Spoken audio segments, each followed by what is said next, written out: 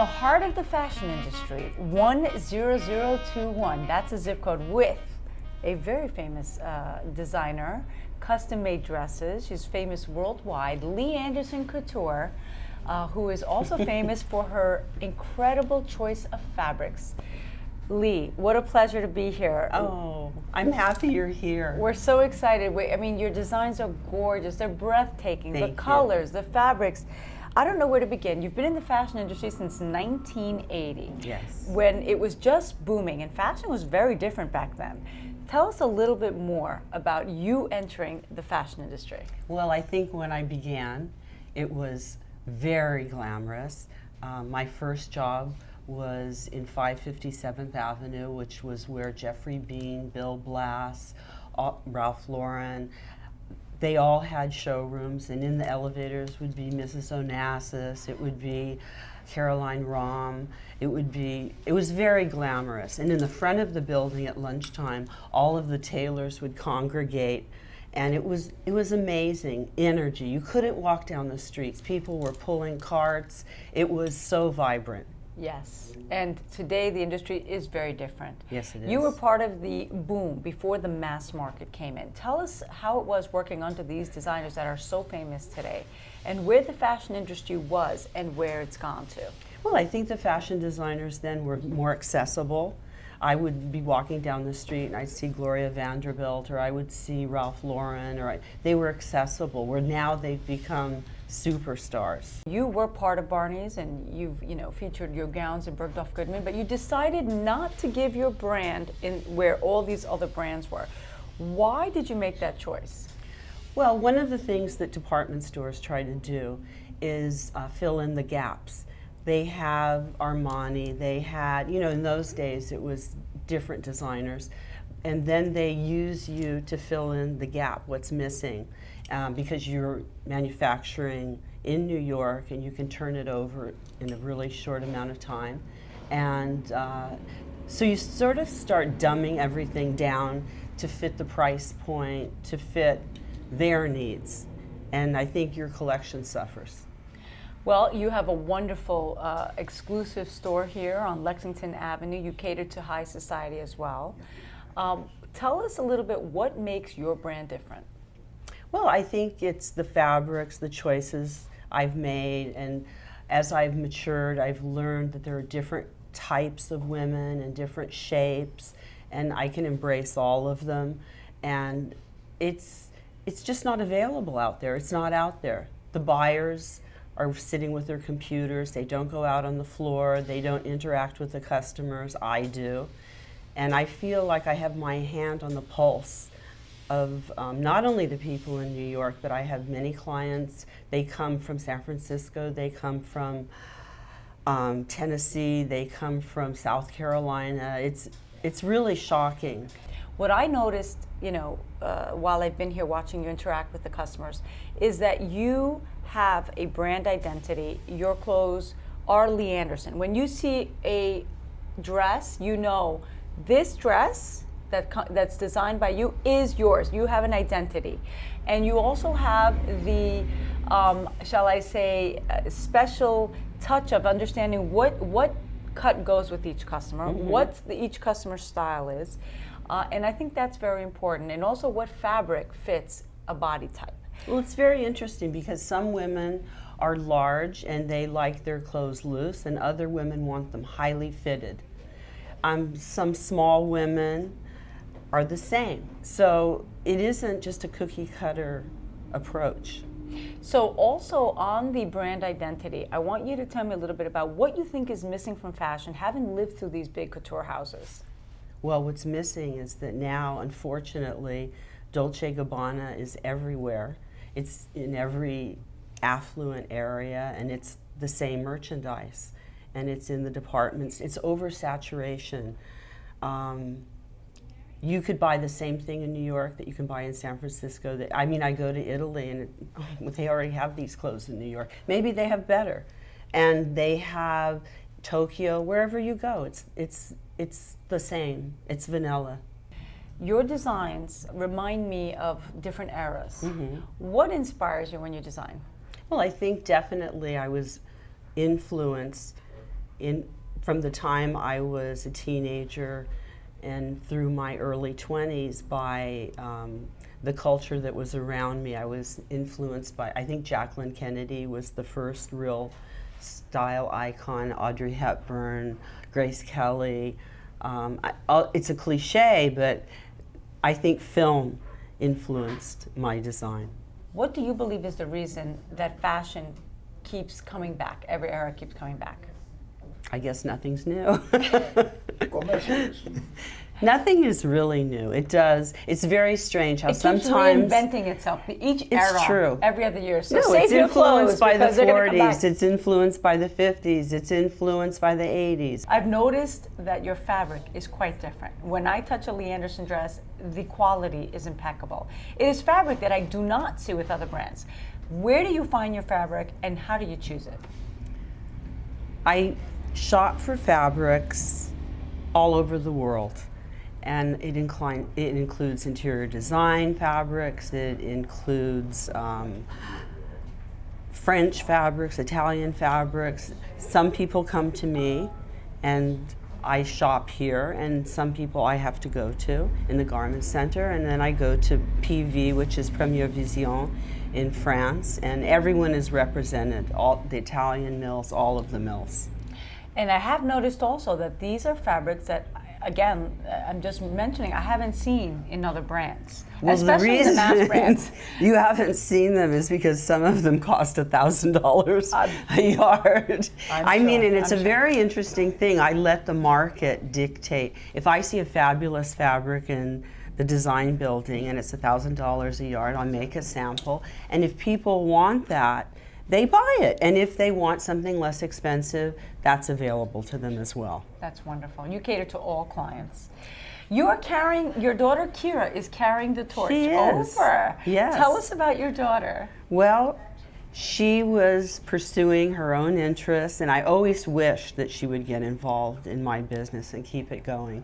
And slowly, she became more and more involved, and to our delight, she loved it. And she's now a fashion designer. Well, the best, extension of Lee Anderson. The Couture. most incredible thing is she took a sewing class. She paid for it herself. Which is, if you don't know how to sew, you can't tell somebody what's wrong. You can't say what's going on. So she's comprehending seam finishes and the finer points. And as a little girl, I would take her to Barney's and we'd both try on all the hats. So she's been brought up, it's her birthright. Right. And now, an extension of Lee Anderson is Kira. And Kira has brought another taste of designs into the Lee Anderson couture world. Congratulations, you have some gorgeous designs, you have a beautiful family. Tell us how it was growing up in a fashion family. Well, it's funny because I kind of came into it from just the opposite approach, where to me it was always an industry mainly. It's like I always grew up around pattern makers and just kind of knew more about production and didn't see it as a glamorous world. I just kind of saw it as, oh, it's my family's business.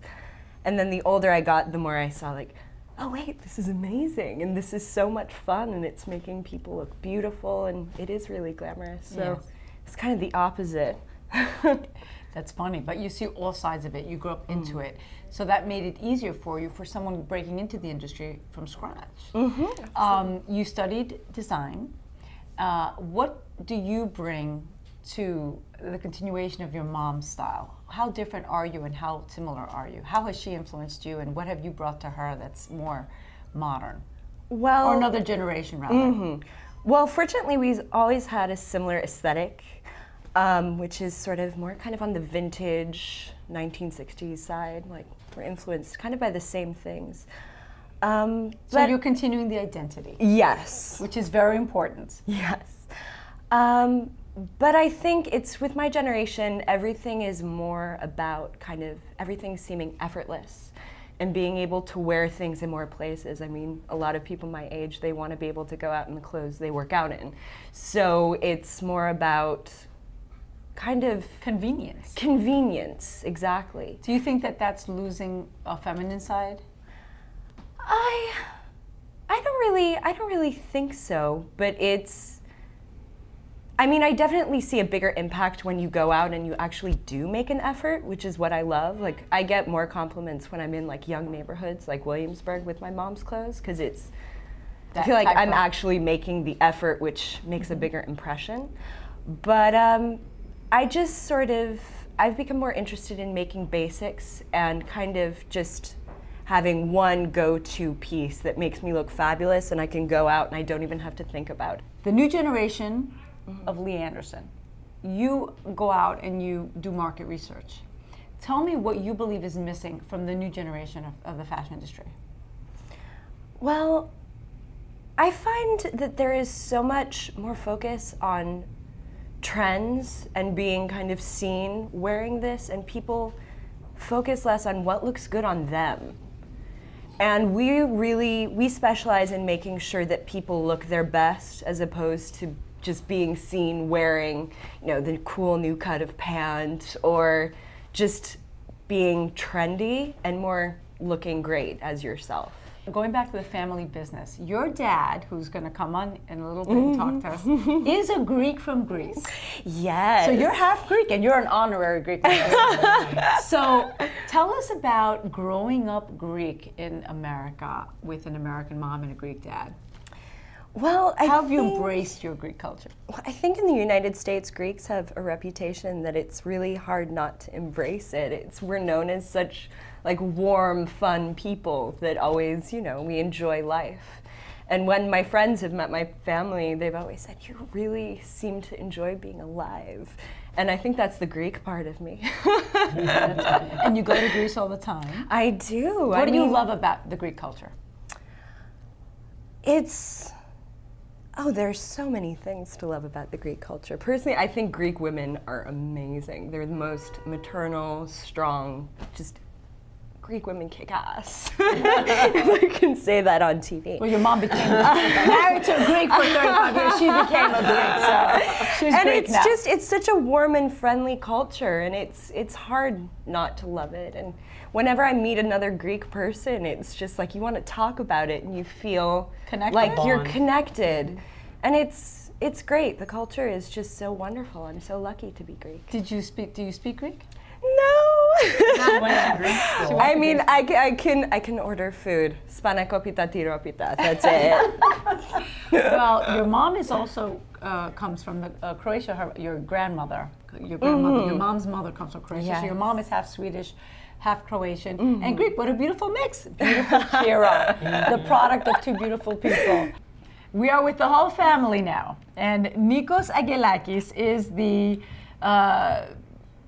leader of this family. Now, what I do want to say, Nico, is that you met Lee in the fashion industry because you're a Greek from Greece, and when you came here, you had a cafe, restaurant on 7th Avenue, Fashion Avenue. Oh, yes. Tell us about that. Well, interesting enough, I always like fashion, but I never thought I would be involved with this. As a Greek, it was very natural for me to open a restaurant. To have a restaurant, and a Greek is very hospitable kind of a business, and it was very easy for me to do it. When I met my wife, I realized, wow, this is really great. This is something I like. I had too many questions for myself, how I can produce in fashion. My wife is always involved with fabrics, which is I didn't know what is a cotton, what is a wool, what is a silk. I had no idea. And at the same time, I said, well, I'm going to learn it. So it took me a very long time. But you guys have been in the business for over 30 years. Oh yes, we are. I realize I can make more money in the fashion than the restaurant. And a relaxing, glamorous industry. Absolutely, but I had to learn that too. It's not. I hate glamorous. I hate fame. I hate things like that. That's why I have my wife in You're the low front. profile. You're low and profile. I am. But you're the business mind behind the business. I am the person who says no. Or yes. Oh yes, yeah. Yes, I don't have to say it because I let it somebody else get, and when I don't talk, that means yes, and when I say no, I'm very loud. Now, I want to know a little bit more about you. You are from Piraeus. Yes. and you came here in the 70s. I want Yeah. you to tell me how New York was in the 70s and how you ended up on 7th Avenue with this cafe. Wow, this is really a good story. When I came I know back it's a in the whole other 70s segment, but you know, No, here- very, very fast. In the 70s, my English was extremely poor. I am looking for something. By mistake, I went into the wrong building without having an idea of that building was the best, fashion center of 7th Avenue. So I got a very little place and I opened a cafe. Now, in this cafe, all these famous, before they were famous people, Yeah. were your customers. Let's name a few of these people. Absolutely, and I think this is what makes it success, because I didn't know who was. So when they came, I was extremely comfortable to say, sit down there, or you wait in the line, or what you want. Because when you have a famous people to talk to, you have some kind of, you're very careful what you're going to say. Right, but you weren't careful with them. Who were you not careful with? Let's hear it. Oscar de Laurenta, I would say, was one of the first who came. Did you tell him to stay out late? No, it's not that. It's like the first time he came very late and he was by himself. He wants to eat something. Of course, he did not want to stay in the public place. He wants to go in his office, and I convinced him to have a lunch with me. I did not even know who this guy is, but he enjoyed very much my company. And slowly I have Ralph Lauren. I was very close with Calvin Klein, with all these people who really, I make them laugh. And What was their favorite food? Their favorite food? Whatever I was cooking for the day. Where did you learn how to cook? Tselemede. See, girls, Telemede, always go back to the source. But the funniest dish I was serving was every Thursday, I was making coliva. And that... Coliva? Yeah. What are you laughing for? Coliva is very, very healthy. It is. Kind of thing. To a point, my workers, every time I serve coliva, they were doing the sign of the cross. Θεός χωρέστονε. Oh my God! Yeah. And then you served one of the most famous and most important people of your life. Lee Absolutely, Anderson. but without no. You didn't give a coliva? When I saw my wife, I started shaking it, and I said, Start shaking it. Yes, and I said, baby, you don't pay. So you met Lee Anderson. This is in the 70s. When did you guys get married? And then when did you decide to close up shop and just open up a shop with dresses? Yeah. Well, when I really met her, who was a very hard time to convince her to go out with me. Why? Because my English was You were not dating good, all these other models number from the one, fashion and number industry. two, That's right. number two, I was a very flirty guy, and I was going out with. She didn't believe you. Yes. Oh, absolutely. And then when she really decided to go out with me, I was good. Okay. Well, and now you've been in the industry for so many years. Now I'm going to go into the business side of the industry. Yeah. Back then, things were very different. Tell me about the business of fashion today. How difficult is it? How much easier is it? Then, because of business ignorance in the fashion industry, I was following completely Lee's ideas. And the only thing I had to do is just managing the business without really... What are some big mistakes that go on in fashion? How can you lose money very quickly? Because we know a lot of these designers, all the documentaries have proven it, Valentino, Yves Saint Laurent, they were, unless they had somebody behind them, they were the artists. Unless they had the businessman behind them, they weren't doing well. I think the emphasis they give, most of the business, is advertising and all the emphasis is about the brand, and it's not about fashion and designing. The business have a very big influence to what the artist is going to be, because you are looking the fabric cost, you are looking the labor cost, you are looking about this. Artists wants to express themselves the way they want it.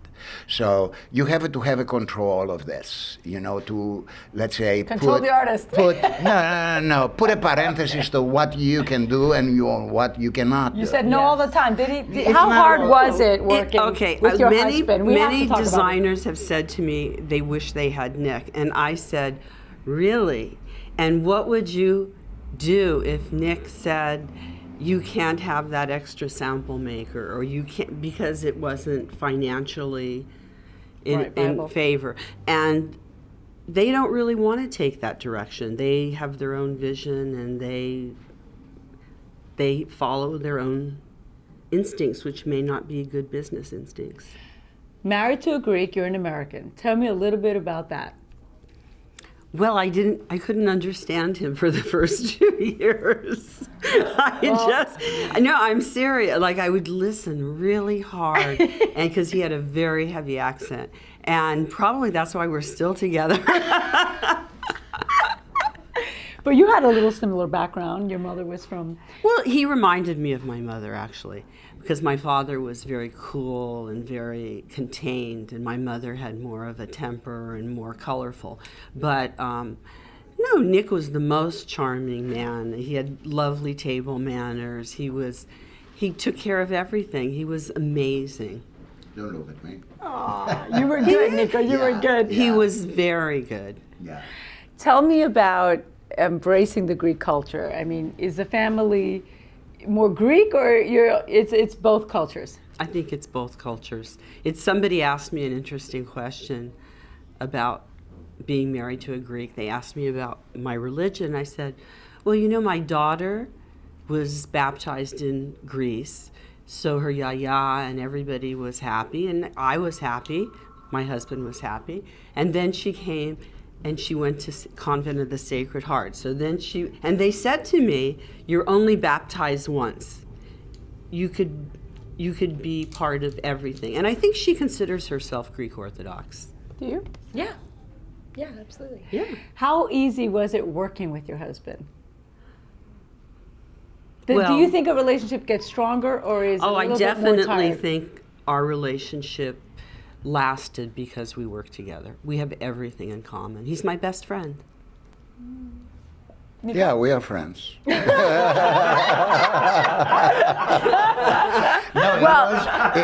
know, the way I see it is, I guess it was very important for me, my family, to be Greek, because I was Greek, and I like to be Greek.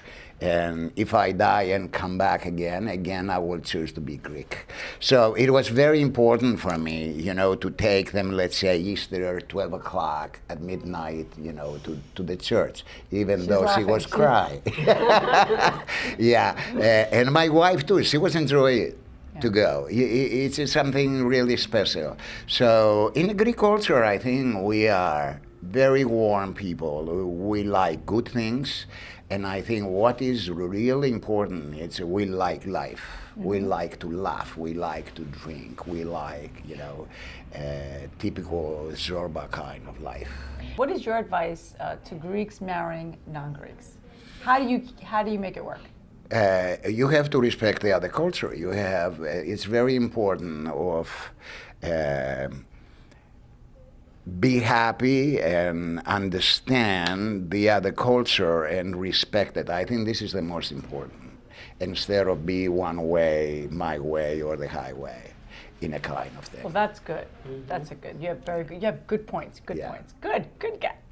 Okay. Nico, tell us a little bit about Greece. You go back every year. What is some of your favorite places, and what do you miss about Greece living in the United States? Well, it's my first shocking experience is when I stay in New York for about 3 years, and I visit Greece for the first time, and I went to the house, which is I was born and I grew up, and I realized how beautiful it was, and I said to myself, you're blind, how you could not see that beauty? Because it was there for me, and was absolutely no special. I grew up, everything was what it is. How was Greece back then, before you left? Oh, absolutely different. But you know, progress is in today. It's everywhere. New York is not the same like the 70s. Greece, it's not the same. And for me, Greece, the changes, it's a little bit. I see the beginning and the end. I do not see the progress slowly. I see it as a jump from one thing to the other. I mean, I see in my house of go not to have a telephone, or they do not even know what television is, to go to the next time and they have a TV, they have a telephone. So I did not really follow the progress of Greece. It's different, but I like it.